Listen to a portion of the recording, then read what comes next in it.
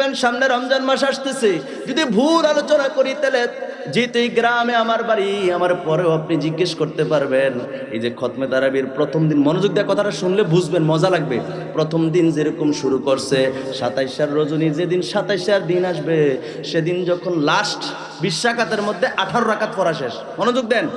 Last যেদিন 27 দিন মানে খতম শেষ, সেই দিন 18 রাকাত পড়ার পরে লাস্ট যখন 2 রাকাত পড়ে, তখন 2 রাকাতের প্রথম রাকাতে কি পড়ে?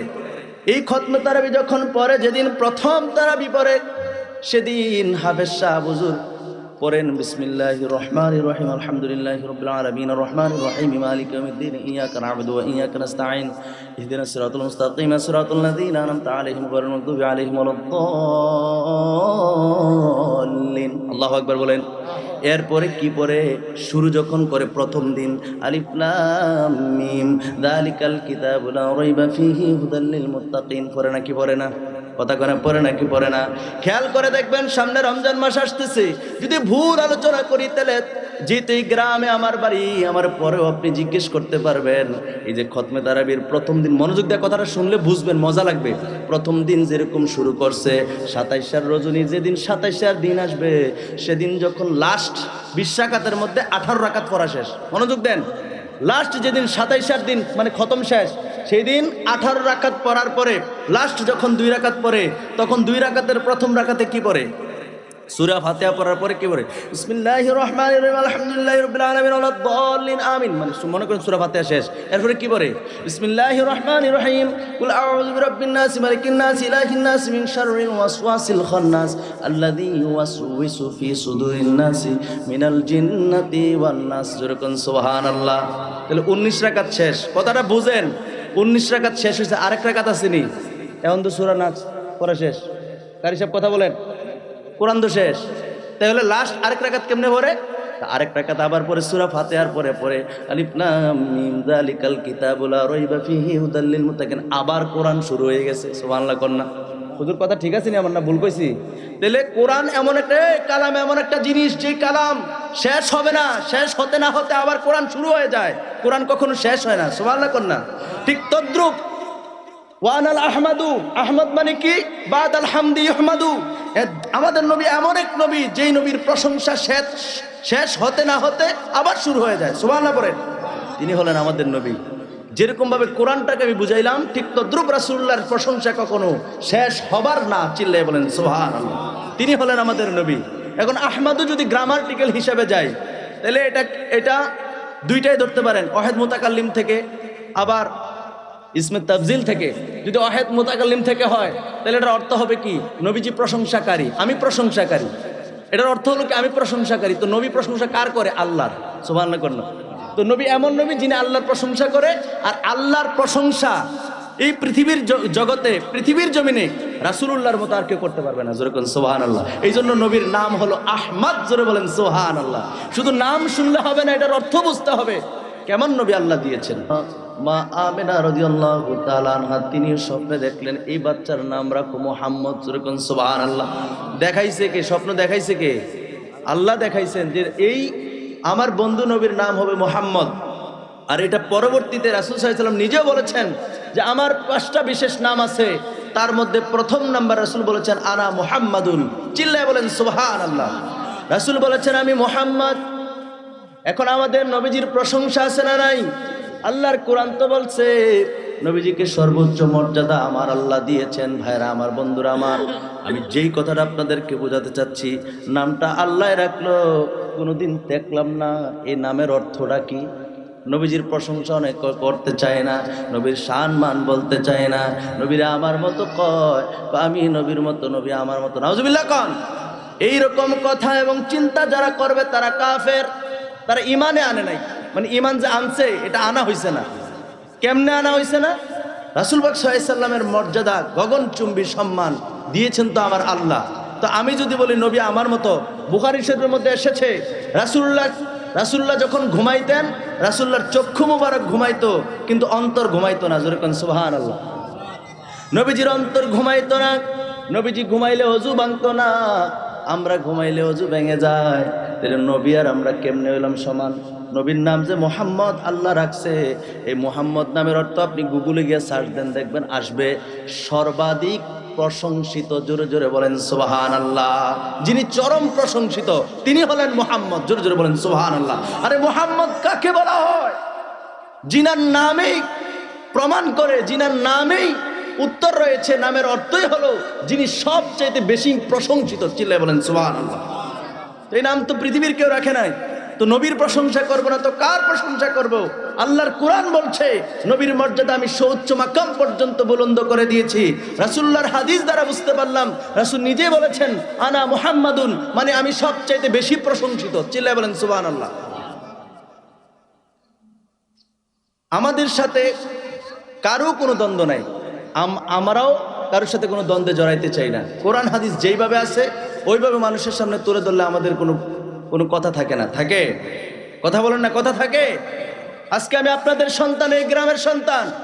আপনারা জানেন ইউটিউব সোশ্যাল মিডিয়ার কারণে আলহামদুলিল্লাহ আপনারা জানেন যে আমি কোন দিন কোথায় যাচ্ছি। সারা বাংলাদেশ আলোচনা করছি। আমার বয়স 32 শেষ হয়েছে, 33-এ পদার্পণ করছি। 26টা ডিস্ট্রিক্টের উপর আলোচনা হয়ে গেছে। আলহামদুলিল্লাহ কইতেন না? আমি কি আমার থানা, আমার জেলা, আমার থানার কথা বলি না? আমার গ্রামের কথা, আমার বাড়ির কথা বলি না?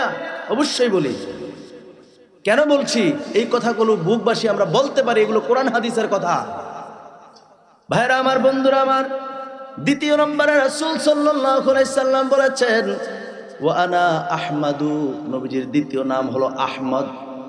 এই আহমদ নামের অর্থ কি? নবীজি কেন বললেন 5টা বিশেষ নাম? এই নামগুলোর কারণ আছে না নাই? এই নামগুলো রাসূল নিজেই বলেছেন। নবীজি দ্বিতীয় নাম্বার নামের ক্ষেত্রে বলেছেন ওয়া আহমাদু, আহমাদু মানে হলো প্রশংসাকারী। যেরকম সুবহানাল্লাহ। নবী হলেন এই বাদাল হামদি ইহমাদু। নবী এমন নবী যিনার প্রশংসা শেষ হতে না হতে আবার শুরু হয়ে যায়। সুবহানাল্লাহ কর না। এই জন্য নবীর নাম আহমদ। তো আহমদ মানে কি? আহমদ মানে কি?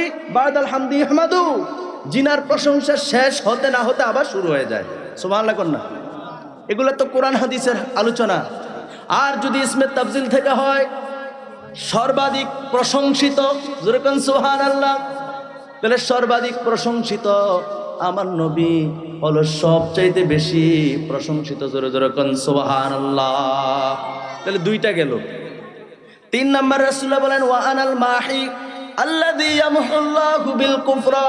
রাসূল সাল্লাল্লাহু আলাইহি সাল্লাম বলেছেন আমি নবীর এক নাম হলো মাহি। 3 নম্বর নবীজি নামটা বলছেন ইয়ামহুল্লাহু বিল কুফরা, আমি মাহি। তার মানে হলো আমার দ্বারা আল্লাহ পাক রব্বুল আলামিন এই পৃথিবী থেকে কুফরিকে নিশ্চিহ্ন করে দিয়েছেন, দূরীভূত করে দিয়েছেন। জোরে জোরে বলেন সুবহানাল্লাহ। 4 নম্বর রাসূল সাল্লাল্লাহু আলাইহি সাল্লাম বলেন ওয়া আনাল হাশিরু আল্লাযী ইউহশারুন নাসু আলা কদামাইয়া। চিল্লায় বলেন সুবহানাল্লাহ। নবী আমার বলছেন, বুখারী শরীফের হাদিস বলছি, বুখারী শরীফের প্রথম খণ্ডে 501 পৃষ্ঠার মধ্যে হাদিসখানা রয়েছে।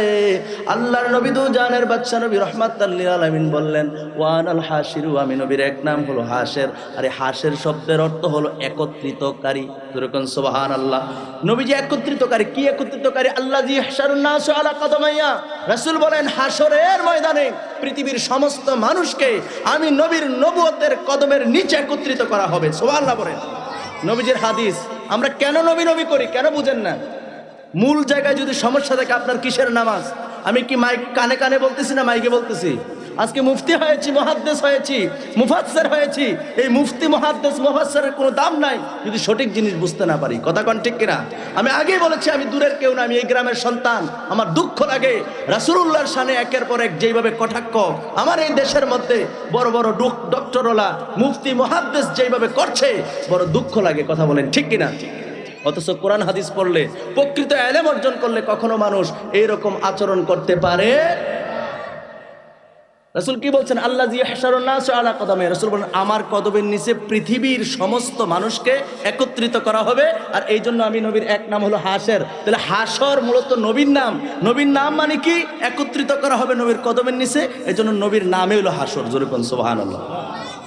মন করা কথা বলতেছে না কোরআন কিতাব থেকে। তো কিতাব থেকে বললে কি কারো কোনো শত্রুতা হইতে পারে? হ্যাঁ, ভুল বুঝতে পারে? ভুল বোঝার কোনো সুযোগ নাই। সুতরাং আগে নবীর চিন্তা করেন, হাসরকে নিয়ে আমরা চিন্তা করি, আরে হাসরের ময়দান কত কঠিন হবে, হাসরের ময়দান কত। আমি বলি না যে হাসরকে নিয়ে চিন্তা করেন, অবশ্যই চিন্তা করবেন, কিন্তু তার আগে নবীর দরকার। কেন? হাসরের ময়দানে মানুষ চিন্তা করে তামার জমিন, আরে সূর্য এখন 9,30,00,000 মাইল উপরে, এত উপরে সূর্য, ওখান থেকে যখন সূর্য আলো দেয়, সেই আলো যখন মানুষ যখন জমিনে কাজ করে, তখন দেখা গেছে আলোটা একটু তাপমাত্রা যদি একটু বেশি বেড়ে যায়, তখন সেটার তাপমাত্রার কারণে মানুষের মাথা গরম হয়ে যায়, চান্দি গরম হয়ে যায়, গাছের নিচে এসে বসে, বাড়ির থেকে বলে শরবত ফাড়াও তাড়াতাড়ি। কথা কেন ঠিক কিনা? সূর্য কই 9,30,00,000 মাইল উপরে। বিজ্ঞান বলছে সেই আলো জমিনে পড়তে 8 মিনিট 20 সেকেন্ড সময় লাগে, এত উপরে সূর্য।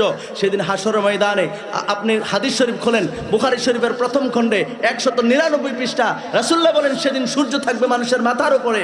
নিশ্চয়ই সেই সূর্যের তাপে মানুষ ঘামতে থাকবে, আটলান্টিক মহাসাগরের মধ্যে নয়, মানুষ ঘামের মধ্যে হাবুডুবু খাবে। আল্লাহু আকবার বলেন। এটাও বুখারী শরীফের হাদিস, প্রথম খণ্ডে 199 পৃষ্ঠা। রাসূল সাল্লাল্লাহু আলাইহি সাল্লাম বলেছেন ঘামের মধ্যে মানুষ হাবুডুবু খেতে থাকবে।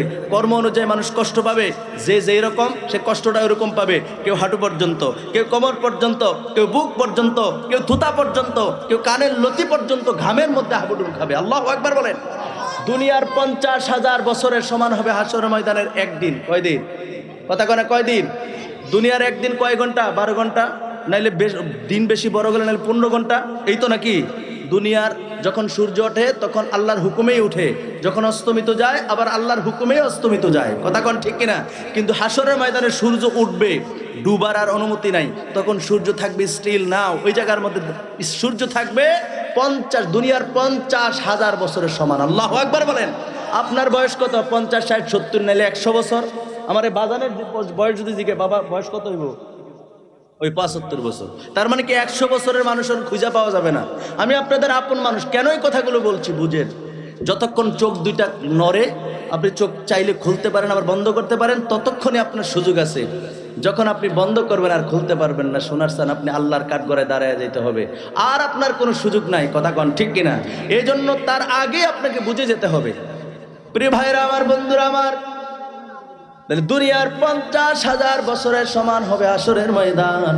আমার ভাইরা আমার, বন্ধুরা রে, আমি হাদিস শরীফের 5 নম্বর নামটা আমি একটু পরে বলবো। এই হাসরের ময়দানের কথা যেহেতু আসছে, আমি একটু আপনাদের সামনে তুলে ধরি। হাসরের ময়দানে সবাই উলঙ্গ থাকবে, কারো শরীরে কোনো কাপড় থাকবে না। সুবহানাল্লাহ কর না, এটা নবীজির হাদিস। আপনি আজকে প্যান্ট পরে রয়েছেন, আমি পায়জামা পরেছি, কি বলে পাঞ্জাবি পরে রয়েছি, মা বোনেরা কত রকমের কত কাপড় পরতেছে পর্দা করার জন্য। কথা কনা ঠিক কিনা? কিন্তু হাসরের ময়দানে সবাই উলঙ্গ থাকবে, পুরুষ মহিলা সবার, কারো শরীরে কোনো কাপড় থাকবে না। সুবহানাল্লাহ কর না। আম্মা জানা আয়েশা সিদ্দিকা রাদিয়াল্লাহু তাআলা আনহা বললেন, ইয়া রাসূলুল্লাহ, ইয়া হাবিবাল্লাহ, নবী গো, ও মায়ের নবী, দয়ার নবী, আপনি বললেন হাসরের ময়দানে মানুষ উলঙ্গ থাকবে। ও নবী, দুনিয়ার জমিনে আমরা কত কাপড় ব্যবহার করি নিজের সম্মানকে ধরে রাখার জন্য, আপনি বললেন হাসরের ময়দানে সবাই উলঙ্গ থাকবে। নবীজি, এটা কেমন করে সম্ভব? আল্লাহর নবী বললেন, আয়েশা রে, ও আয়েশা, শোনো শোনো শোনো, আরে হাসরের ময়দানে মানুষ এত ভয়ের মধ্যে থাকবে, ওই সূর্য থাকবে মানুষের মাথার উপরে, একটু পরে বিচার হবে, মানুষ থাকবে বিচারের আশায়। আরে আমার দিকে দেখেন, আমার আমল নামা কি ডান হাতে না বাম হাতে আসবে? আর আমি কি জান্নাতি নাকি জাহান্নামী? আরে আমার অবস্থা কি হবে? মানুষ সেদিন রবের দিকে তাকায় দেখবে, তার সঙ্গে যে সুন্দরী নারী দাঁড়িয়ে আছে, শরীরে কাপড় নাই, সেদিকে তাকাইবে না। সুবহানাল্লাহ কর না। নবীজি বলছেন এত ভয়াবহ অবস্থা হবে হাসরের ময়দানে। পুরুষ কি কাপড় পরে আছে, মহিলারা কি কাপড় পরে আছে নাকি না, এদিকে তাকাবেও না। সেই ময়দানে যদি কেউ কারোর দিকে তাকায় তৈলে না লজ্জা লাগে। দুনিয়ার জমিনে সুযোগ আছে অপকর্ম করার, খারাপ কাজ করার, কিন্তু হাসরের ময়দানে কোনো সুযোগ নাই। সেদিন সুযোগ নিবেও না, দিয়া রাখলেও নিবে না, কারণ বলবে আরে একটু পরে আমার ফয়সালা হয়ে যাবে, আমি কি জান্নাতি নাকি জাহান্নামী, কি হবে আমার উপায়? সেজন্য মানুষ সবাই চিন্তিত থাকবে। সেদিন সবাই ওই তার আমল নামা নিয়ে ব্যস্ত থাকবে। আমার ভাইয়েরা, আমার বন্ধুরা, সবাই উলঙ্গ থাকলেও তিরমিজি শরীফের 2য় খণ্ডে 202 নম্বর পৃষ্ঠার মধ্যে আসছে, আল্লাহর নবী বলেন, সর্বপ্রথম যখন মানুষ হাসরের ময়দানের দিকে যাবে, আমাকে আল্লাহ পাক রব্বুল আলামিন ওই আমার রওজা শরীফের মধ্যে ফেরেশতাদের মাধ্যমে জান্নাতি পোশাক পরাইয়া আমার হাসরের ময়দানে নবদুলার মতো উঠায়া নেবে। জোরে জোরে কান সুবহানাল্লাহ। দুনিয়ার সবাই উলঙ্গ থাকলেও নবী থাকবে কাপড় পরিহিত। সুবহানাল্লাহ কর না। আরে হাদিস তিরমিজি শরীফের 2য় খণ্ড 202 পৃষ্ঠা। রাসূল সাল্লাল্লাহু আলাইহি সাল্লাম বলেছেন সেদিনও আমি কাপড় পরিহিত অবস্থায় থাকবো আর সবাই থাকবে উলঙ্গ। যেরকম সুবহানাল্লাহ। নবীজিকে জান্নাতি পোশাক পরিধান করানো হবে। শরীর মুবারকের মধ্যে এখন যেই কাপড় আছে এই কাপড়গুলো খুলে নবীজিকে জান্নাতি পোশাক পরিধান করে হাশরের ময়দানে নিয়ে যাওয়া হবে। যেরকম সুবহানাল্লাহ। আমার ভাইয়ের, আমার বন্ধুরা, রাসূল সাল্লাল্লাহু আলাইহি সাল্লাম আরো কি বলেছেন জানেন? নবীজির হাদিস শরীফটা আমি ভালোভাবে আপনাদের সামনে তুলে ধরার চেষ্টা করছি বন্ধুরা, আমার ভাইয়েরা আমার। যেদিন এই হাদিসটা বর্ণনা এখন যেটা বলছি সেটা হযরত আনাস রাদিয়াল্লাহু তাআলা থেকে বর্ণিত। তিনি বলেন মানুষকে যখন পুনরায় আবার জীবিত করা হবে, এরপর মানুষ যখন আল্লাহ পাক রব্বুল আলামিনের সেই বিচার কার্যের জন্য হাশরের ময়দানের দিকে যখন যাবে, তখন সমস্ত মানুষ থাকবে আমার পিছে, আমি থাকবো সবার সামনে, সবার প্রতিনিধি আমি রাসূল হব। জোরে জোরে কোন সুবহানাল্লাহ।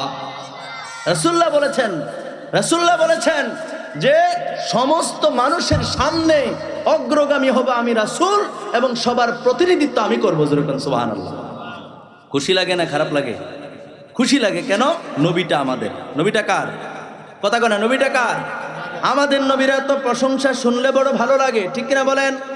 এরপরে হাদিস শরীফের মধ্যে এসেছে নবী করিম সাল্লাল্লাহু আলাইহি সাল্লাম আরো কি বলেছেন? নবীজি বলেন আমি হব হাশরবাসীদের জন্য বক্তব্য পেশকারী। যখন সবাই নীরব থাকবে, ভয়ে কেউ কথা বলবে না, আল্লাহ বলবেন লিমানিল মুলকাল ইয়াউম। আল্লাহ পাক রব্বুল আলামিন হুঙ্কার দিবেন।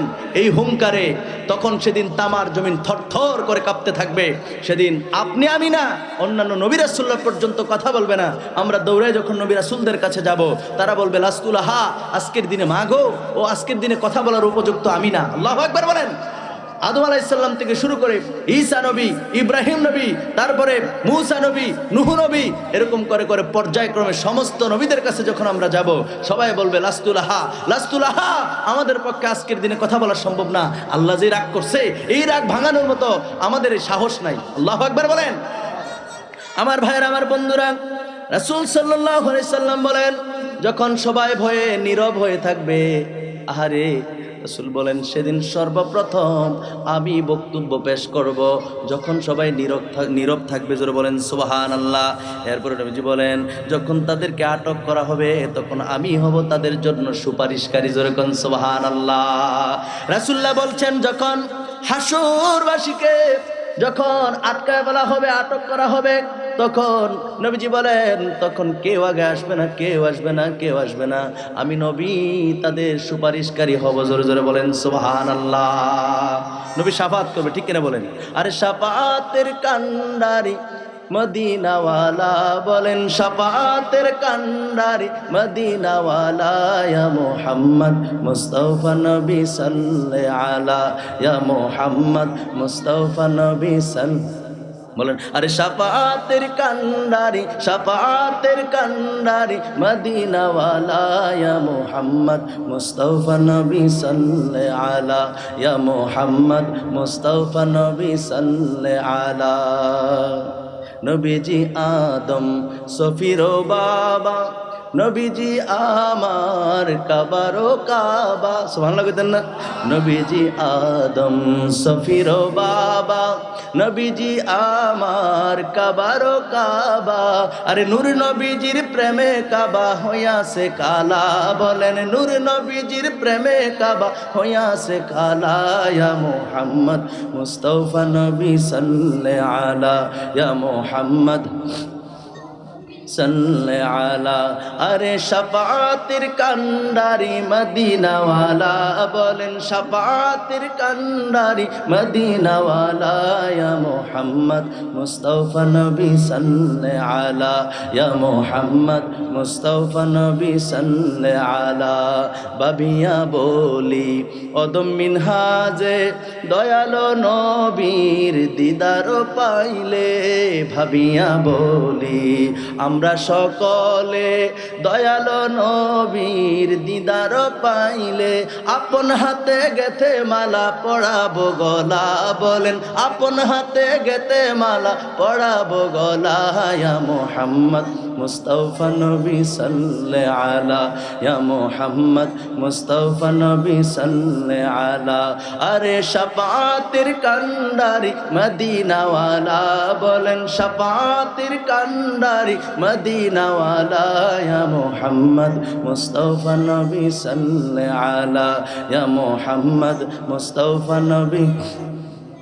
একটা জবানও বন্ধ রাখবেন না, চিৎকার মেরে বলেন সুবহানাল্লাহ। নবীজি শাফাত করতে পারবে না কি পারবে না? তিরমিজি শরীফের দ্বিতীয় খণ্ডে 202 নম্বর পৃষ্ঠার মধ্যে হাদিসখানা রয়েছে। রাসূলুল্লাহ বলেন, সেদিন মানুষকে যখন আল্লাহ পাক রব্বুল আলামিন অ্যাটাক করবেন, ধরে ফেলবেন, ধরবেন, প্রশ্ন করবেন, আটকাবেন, রাসূল বলেন সেদিন আমি তাদের জন্য সুপারিশকারী হব। জোরে বলেন সুবহানাল্লাহ। সেদিন কেউ সুপারিশ করবে না, কেউ না, সর্বপ্রথম আমি নবী তাদের জন্য, আমাদের জন্য সুপারিশ করবে। জোরে বলেন সুবহানাল্লাহ।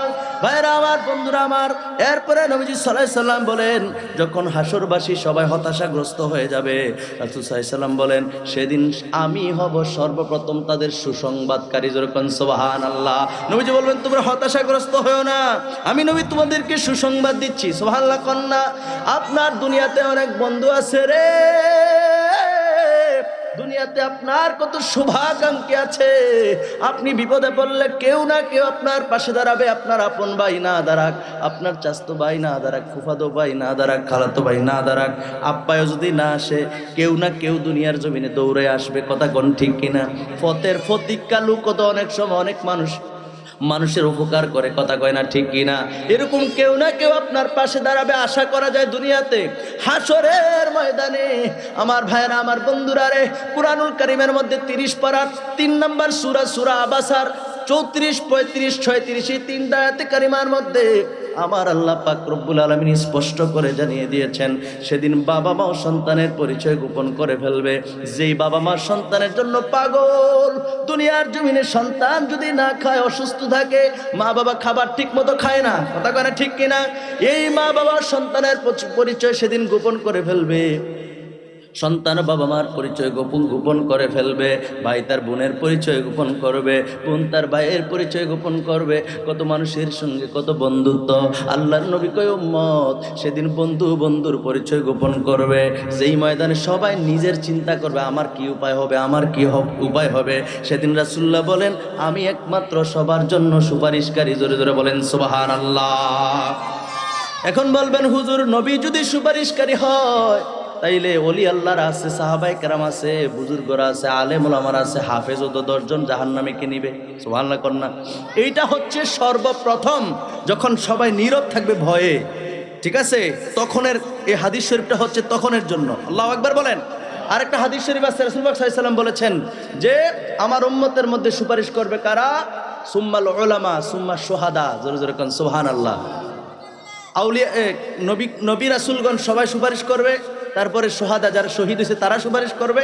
সুম্মাল উলামা, নবীর ওয়ারিস, আল উলামা ওয়ারাসাতুল আম্বিয়া, আম্বিয়াদের ওয়ারিস হলো আলেম উলামাগণ। ওই আলেমরা অসংখ্য আমার গুনাহগার উম্মতকে সুপারিশ করে করে জান্নাতে নিয়ে যাবে। জোরে বলেন সুবহানাল্লাহ। সর্বশেষ নবীজি বলতে বলছেন একটা হাফেজ 10 জন জাহান্নামীকে জান্নাতে নেবে। জোরে বলেন সুবহানাল্লাহ। এটা হচ্ছে যখন সবাই কথা বলবে না ভয়ে। এখন মনে করেন অনেক সময় এরকম হয় না, আমি আপনাদেরকে বুঝাই, অনেক সময় এরকম হয় না যে একটা সমাজের মধ্যে আমরা একটা মজলিসে বসে আছি, এই এলাকার এই লোকটার যেই ভয় পায় কেউ ডরে কথা কয় না। কথা বুঝছেন? অন্যায় করতেছে, এরপরে কথা কয় না। এরপরে যদি দেখেন যে একজনে প্রতিবাদ করেছে, লগে লগে আর 2 একজন দাঁড়ায় গেছে, এই কয় এর কথাটা তো ঠিক হই, কথা কয় না, ঠিক কিনা?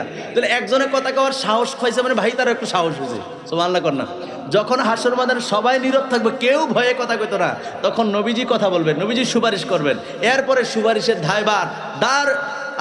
দায়বার রাসূলুল্লাহর উপরে যখন আসবে, নবী করিম সাল্লাল্লাহু আলাইহি সাল্লাম, সাহাবায়ে কেরাম, তাবেঈন, আমি মুজতাহিদিন, জামানার শ্রেষ্ঠ মুজাদ্দেদ, মুহাদ্দিস, মুফাসসির, শ্রেষ্ঠ জামানার আলেম ওলামাগণ, পীর মাশায়েখ যারা হক্কানি দ্বীনের দাওয়াত দিয়েছেন, হক্কানি ওলি আল্লাহগণ, আস্তে আস্তে একবারে আলেম ওলামা। আমরা তো ছোট মানুষ, আমরা নম্বর আছে কিনা জানি না, কিন্তু আস্তে আস্তে আলেম পর্যন্ত এসে এরপরে সর্বশেষ একজন কোরআনে হাফেজ, যে নাকি 10 জনকে জান্নাতে নিবে। জোরে কোন সুবহানাল্লাহ। কোনোটাই মিথ্যা কথা না, প্রত্যেকটা হাদিস আমি পড়েছি, আলহামদুলিল্লাহ পড়েন।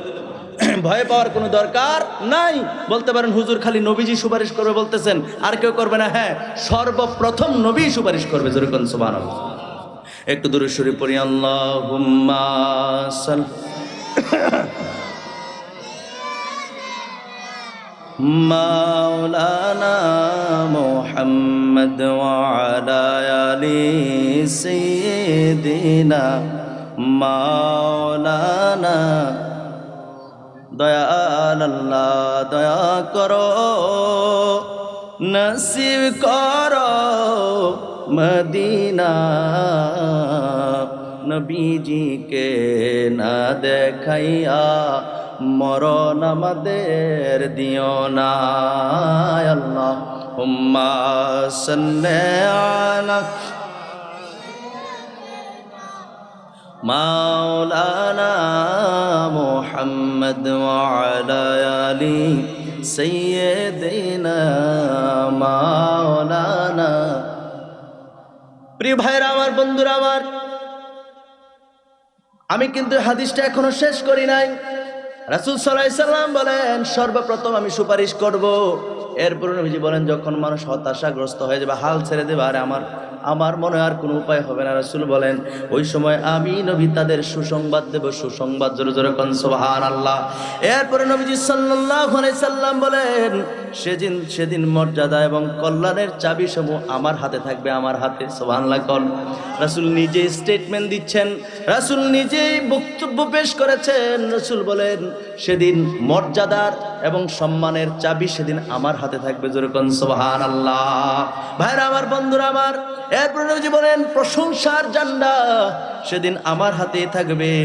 আর আমার প্রভুর নিকট আদম সন্তানের মধ্যে আমার মতো মর্যাদাবান আর কেউ হবে না। জোরে জোরে কোন সুবহানাল্লাহ। তো রাসূল নিজে বললেন, ওই যে ওয়ারাফা'না লাকা যিকরাক, ওই আয়াত থেকে পর্যন্ত আসছি। আল্লাহ কোরআনে বলছেন ওয়ারাফা'না লাকা যিকরাক, হাবিব আপনার শান, আপনার মানকে আমি আল্লাহ সুউচ্চ মাকাম পর্যন্ত বুলন্দ করে দিয়েছি। এটা আল্লাহর কোরআন। তো রাসূল নিজে বলছেন সেদিন হাসরের ময়দানে আল্লাহ পাক রব্বুল আলামিন আমাকে যে মর্যাদা দিবেন, এই মর্যাদা আদম সন্তানের মধ্যে, এই মর্যাদা আর কেউ থাকবে না। চিল্লায়ে বলেন সুবহানাল্লাহ। আর জোরে বলেন সুবহানাল্লাহ। সেই জন্য যেমন হাদিসের মধ্যে আসছে ওয়া আনা আকরামুল উলদি আদামা আলা রব্বি ইয়াতুফু আলাইয়া আলফু খাদিম। আল্লাহু আকবার বলেন। হাদিস শরীফের মধ্যে রয়েছে রাসূল সাল্লাল্লাহু আলাইহি সাল্লামের পর বলেন আদম সন্তানের মধ্যে এই মর্যাদার আর কেউ থাকবে না আমাকে যে মর্যাদা দিবে। এবং হাজার খানেক খাদেম আমি রাসূলুল্লাহর চতুর্পাশে ঘোরাঘুরি করবে। জোরে কোন সুবহানাল্লাহ। রাসূল বলছেন আমাদের দেশে কি বলে এইসব ডক্টর শায়েকরা, এই সমস্ত ডক্টর শায়েক আমরা হেনার তলে সুবা দিয়ে রাউন্ড ছাড়া কোনো উপায় নেই। কথা কোন ঠিক কিনা? যারা রাসূলুল্লাহর শান ও আজমতকে অস্বীকার করতে গিয়ে নবীজির শাফাতকে অস্বীকার করে, বলে কি আহারে নবীর কি উপায় হবে হেটার তো হুঁশ নাই। নাউজুবিল্লাহ কইতেন না? আর জোরে কোন নাউজুবিল্লাহ। আরে নবী কি সুপারিশ করবে, নবী নিজে তো চিন্তায় পড়ে থাকবে। জোরে কোন নাউজুবিল্লাহ। আর জোরে কোন নাউজুবিল্লাহ। অথচ রাসূল বলছেন তিরমিজি শরীফের 2য় খণ্ডের হাদিস 202 পৃষ্ঠার মধ্যে সে বারবার বলতেছি কেন যেন কোড হয়, আপনারা শোনেন, কোনো সমস্যা নাই। রাসূল সাল্লাল্লাহু আলাইহি সাল্লাম বলেন সেদিন সবচাইতে মর্যাদা আল্লাহ আমাকে দিবেন, আর আমার চতুর্পাশে হাজার খানেক খাদেম থাকবো, তারা ঘোরাফেরা করবে। জোরে কোন সুবহানাল্লাহ। খাদেম কি রঙ্গিনী থাকে? খাদেম থাকে কখন? খাদেম যদি আমার সাথে যদি কেউ আসে, তাহলে আমার খাদেম, মনে করেন আমার কথা আমি বলছি, আমি ছোটো মানুষ হিসেবে ছোটো খাদেম। তো ছোটো খাদেমের কাজটা কি? আমি যদি স্টেজে উঠি, সে দেখবো আমার জুতাগুলো ঠিকমতো আছে কিনা। কথা কোনা আমার সাথে ব্যাগ আছে, ব্যাগের মধ্যে কিতাব আছে, এই ব্যাগটা সে হাতে লইয়া রাখবো। এই তো কাজ, নাকি আর কোনো কাজ আছে? কাজ নাই। কিন্তু আল্লাহর নবী দুজাহানের বাদশা নবী রাহমাতুল লিল আলামিন নবীজির খাদেমগুলি 1000 খানেক খাদেম সেদিন নবীজির চতুর্পাশে ঘোরাঘুরি। দিনে আপনি আমাদের জন্য একটু সাহায্য করুন, একটু উপকার করেন। আদম আলাইহিস সালাম বলবে লাস্তুলাহা, আমার পক্ষে সম্ভব না। আমরা দৌড়ে যাব হযরত ইব্রাহিম আলাইহিস সালামের কাছে। ইব্রাহিম নবী বলবে আমার পক্ষে সম্ভব না, লাস্তুলাহা, আজকের দিনে কথা বলার উপযুক্ত আমি না। বাবারে, আল্লাহ যেইভাবে রাগান্বিত অবস্থা আছে, আজকের দিনে কথা বলার উপযুক্ত আমি না। আল্লাহু আকবার বলেন। আমরা দৌড়ে যাব মুসা আলাইহিস সালামের কাছে। মুসা আলাইহিস সালামে কি উত্তর দিবে? এরপর আমরা যাব ঈসা আলাইহিস সালামের কাছে। পর্যায়ক্রমে অনেক নবীদের কথা আসছে, আমি সবার কথা বলতে গেলে অনেক সময়ের ব্যাপার। সর্বশেষ যখন ঈসা আলাইহিস সালামের কাছে যাব, মুসলিম শরীফের প্রথম খণ্ডে 110 পৃষ্ঠার মধ্যে রয়েছে, ঈসা আলাইহিস সালামের কাছে যাওয়ার পরে তিনিও বলবেন ফায়াকুলু লাস্তু লাহা, আমার পক্ষে সম্ভব না আজকে কথা বলা। তবে ঈসা আলাইহিস সালাম একটা পরামর্শ দিবেন, তিনি বলবেন ওয়ালাকিন আলাইকুম বিমুহাম্মদ। চিল্লে বলেন সুবহানাল্লাহ। ঈসা আলাইহিস সালাম বলবে, রে তোমরা, আমি ঈসা নবী একটা পরামর্শ দিচ্ছি, আমি বলতে চাই তোমাদের উচিত মুহাম্মদ সাল্লাল্লাহু আলাইহি সাল্লামের কাছে যাওয়া। জোরে জোরে কোন সুবহানাল্লাহ। ঈসা আলাইহিস সালাম বলবে, হাদিস প্রমাণ করছে, নবীজির হাদিস বলতেছে যে ঈসা আলাইহিস সালাম তখন বলবেন যে তোমরা কার কাছে যাও? মুহাম্মদ সাল্লাল্লাহু আলাইহি সাল্লামের কাছে যাও। জোরে কোন সুবহানাল্লাহ। আপনি আমি সহ হাসরবাসী সবাই যখন দৌড়ে মুহাম্মদ সাল্লাল্লাহু আলাইহি সাল্লামের কাছে যাব, নবীজি বলবেন ফাউতিয়া ফাকুলু আনা লাহা। সুবহানাল্লাহ কন্না। পুরা সমস্ত নবীরা বলছেন লাস্তু লাহা, রাসূল বলছেন আনা লাহা, আমি উপযুক্ত, আমি উপযুক্ত, আমি তোমাদের জন্য সুপারিশ করব। জোরে জোরে কোন সুবহানাল্লাহ। নবীর কাছে দৌড়ে যাব, নবীজি বলবেন আনা লাহা, আমি তোমাদের জন্য সুপারিশ করব, আমি আল্লাহর দরবারে তোমাদের জন্য বলবো। আমার ভাইয়েরা, আমার বন্ধুরা রে, এরপর হাদিস শরীফের মধ্যে পাওয়া যায় রাসূল সাল্লাল্লাহু আলাইহি সাল্লাম বলেন, সেদিন আমি আমার প্রভুর কাছে সুপারিশের অনুমতি চাইব। সাথে সাথে আমরা যখন যাব, যাওয়ার পরে নবীজি আল্লাহর দরবারে বলবেন, আল্লাহ, এদেরকে এই যে 50,000 বছরের এত বড় লম্বা দিনের মধ্যে মাথার উপরে সূর্য দিয়া তুমি যে খের করে রাখছো, এই যে কষ্টটা তারা পাচ্ছে, আল্লাহ তুমি বিচার কার্য শুরু করো। নবীজির সুপারিশে বিচার কার্য শুরু হবে। রাসূল সাল্লাল্লাহু আলাইহি সাল্লাম বলেন, আমি যখন অনুমতি চাইব তখন আমার অনুমতি দেওয়া হবে। অতঃপর আমি আল্লাহর সম্মুখে দাঁড়িয়ে আল্লাহর অনেক প্রশংসা করব, যেগুলো আমার এই মুহূর্তে মনে নাই, আমার স্মরণে নাই। যেরকম সুবহানাল্লাহ।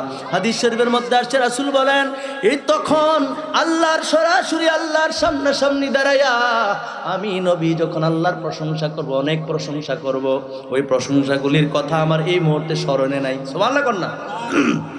আমার স্মরণে নাই। এরপর নবীজি সাল্লাল্লাহু আলাইহি সাল্লাম বলেন, আমি তখন কি করব?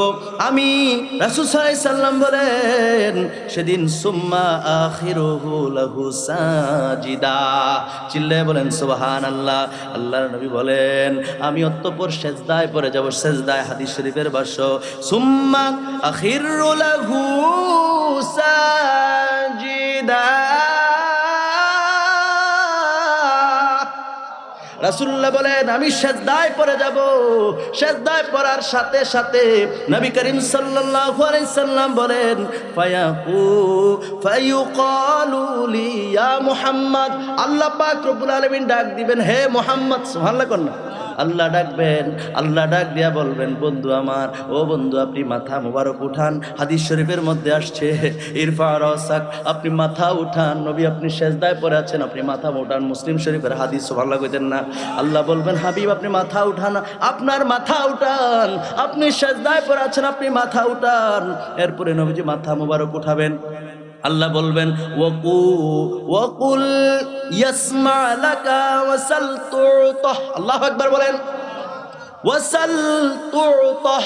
রাসূল সাল্লাল্লাহু আলাইহি সাল্লাম বলেন, আমার মাথা উঠানোর কথা বলার পর আল্লাহ বলবেন, হাবিব বলেন, বলেন আপনি কি বলবেন, বলেন, আমি সব শুনবো। সুবহানাল্লাহ কন্না। আরে নবীজির হাদিস বলতেছে, আমি তো বানায় কোনো কথা বলতেছি না। রাসূল বলছেন, ওয়াকুল ইয়াসমা লাকা ওয়াসাল তুতাহ।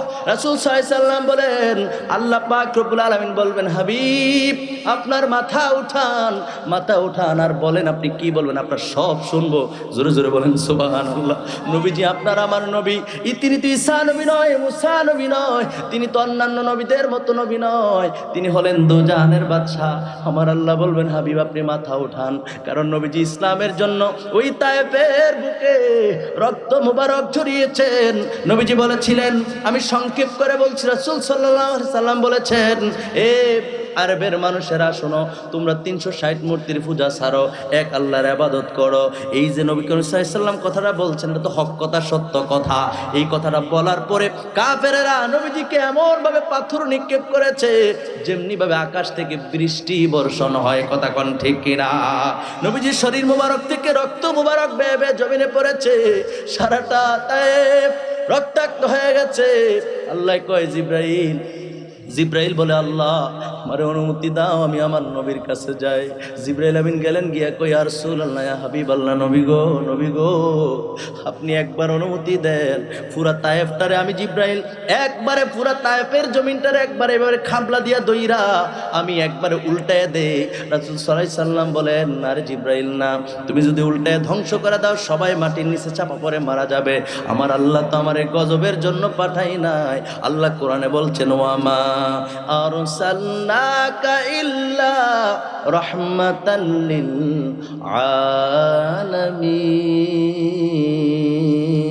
আলামিন।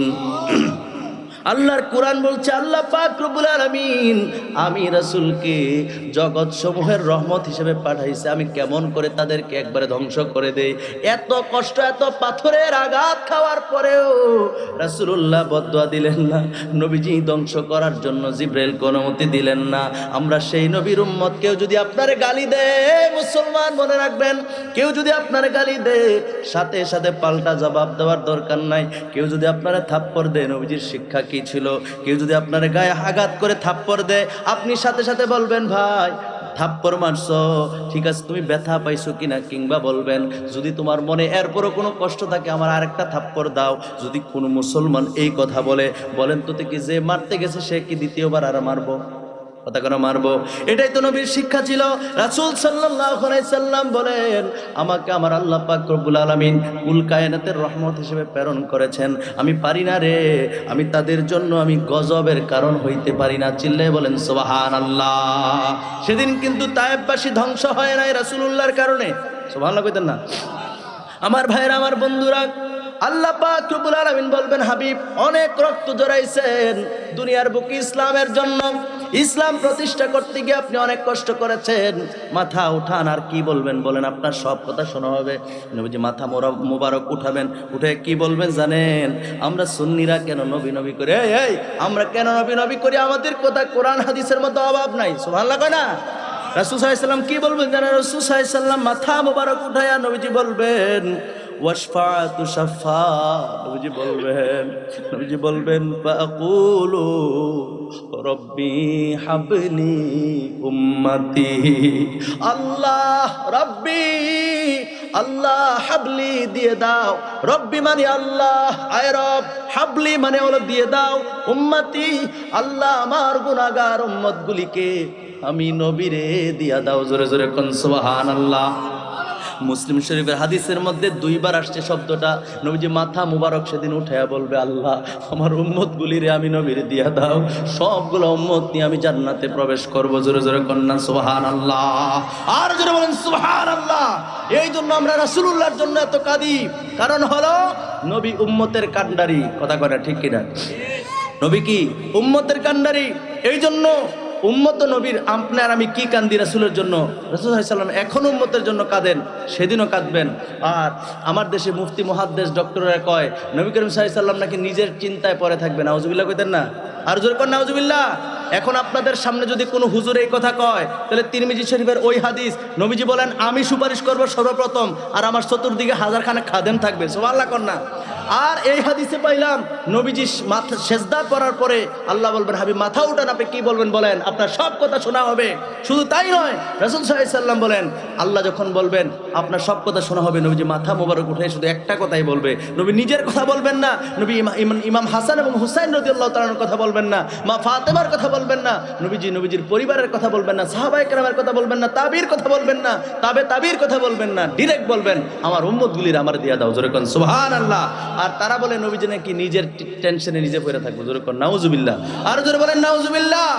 এই সমস্ত বেয়াদবদের খপ্পর থেকে আল্লাহ আমাদেরকে বাঁচাক, পড়েন আমিন। আর জোরে পড়েন আমিন।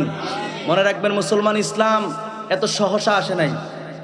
ইসলাম প্রতিষ্ঠিত হয়েছে অনেক কষ্টের মাধ্যমে। জীবন গিয়েছে, সাহাবায়ে কেরাম জীবন দিয়েছে, সাহাবায়ে কেরাম যুদ্ধ করেছে, নিজেদের তাজা রক্তকে বিলীন করে দিয়েছে, এরপরও সাহাবায়ে কেরাম কিন্তু পিছপা হন নাই। হয়েছে? কথা কন না হয়েছে? হয় নাই। সাহাবায়ে কেরাম ইসলামের জন্য নিজেদের জীবন কুরবানি করে দিয়েছে। সেই ইসলামকে কেউ যদি বিক্রি করে, মনে রাখবেন সাবধান। এখন বর্তমানে কিন্তু ইসলাম বিক্রি করে বহুত কথা আছে না নাই? আরে কথা কোন আছে না নাই? কেন ইসলাম ব্যবহার করবেন কেন? এটা নির্বাচন হোক আর যাই হোক, ইসলামকে ব্যবহার কেন করবেন? ইসলামকে ব্যবহার করবেন। ইসলাম এত সস্তা জিনিস না। কথা কয় না, ঠিক কিনা বলেন? আমাদেরকে সঠিক ঈমান আকীদা নিয়ে থাকার তৌফিক দাও, কোন আমিন। আর জোরে বলেন আমিন।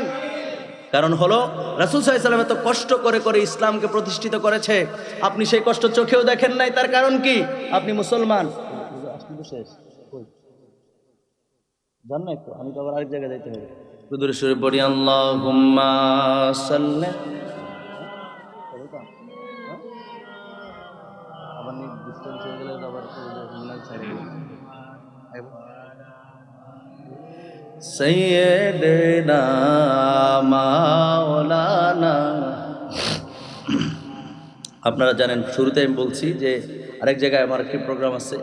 তো আসলে আমি যখন প্রোগ্রামটা নেই তখন আমি 2টা প্রোগ্রাম কখনো নেই না। পুরা সিজনে 2টা মাহফিল নিছি, মানে 2টা করে। এই যে 25শে ডিসেম্বর, তাও বেশি পারাবারের কারণে আজকেও সেম অবস্থা।